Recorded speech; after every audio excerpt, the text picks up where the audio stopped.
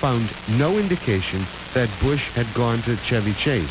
The FBI's report reads in part, we quote, "Club policy prohibits politically related activities on the premises since members belong to both political parties.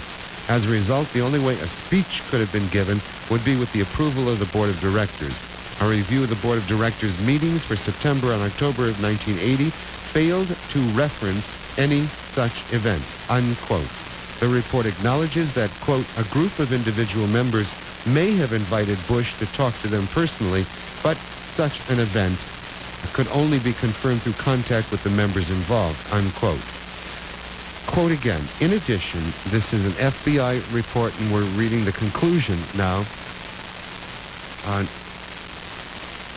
The FBI report said contact was made with Lee Adams, club golf professional, and several grounds employees who were employed at the time without developing any information. The FBI interviewed a former Bush campaign staffer, Jackie Phillips, who said she had no recollection of the country club stop and that no records were preserved by the Bush election staff for that period of time," unquote. Neither the Secret Service records nor the FBI report were introduced at trial. FBI agents also interviewed Gregg on behalf of prosecutor O'Rourke. Gregg told the agents he was at the Delaware Beach House with his wife and daughter and offered his and his wife's calendars as support. Gregg's calendar seems to bear out the weekend alibi. Quote, "To beach," unquote, is written under Friday, October 17th, and beach is noted in the space for Saturday.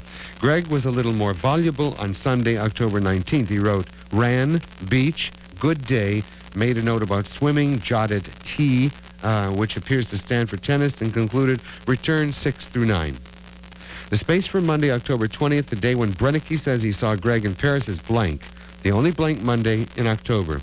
The FBI report reads, we quote, "Gregg was advised to retain the calendars along with word processing summary sheets indicating he produced documents at his office in Washington, D.C. on October 20th, 1980, should those documents be necessary for a court proceeding," unquote.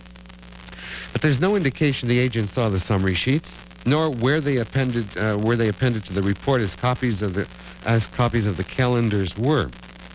O'Rourke did not introduce the summary sheets or Gregg's calendar as evidence. Neither Gregg's wife nor his daughter testified, even though the daughter told the FBI that she recalls the time frame vividly, and Mrs. Gregg allowed the FBI to copy her calendar, which again was not introduced at trial, to verify her husband's whereabouts. The acquittal of Richard Brennicky doesn't mean, of course, that the Reagan campaign did make a deal with the Iranians, only that the government couldn't prove otherwise to 12 people in Portland. Nor does it mean that Brennicky's credibility is any greater than it was before the trial. But the documentary discrepancies that lurk behind O'Rourke's inability to make a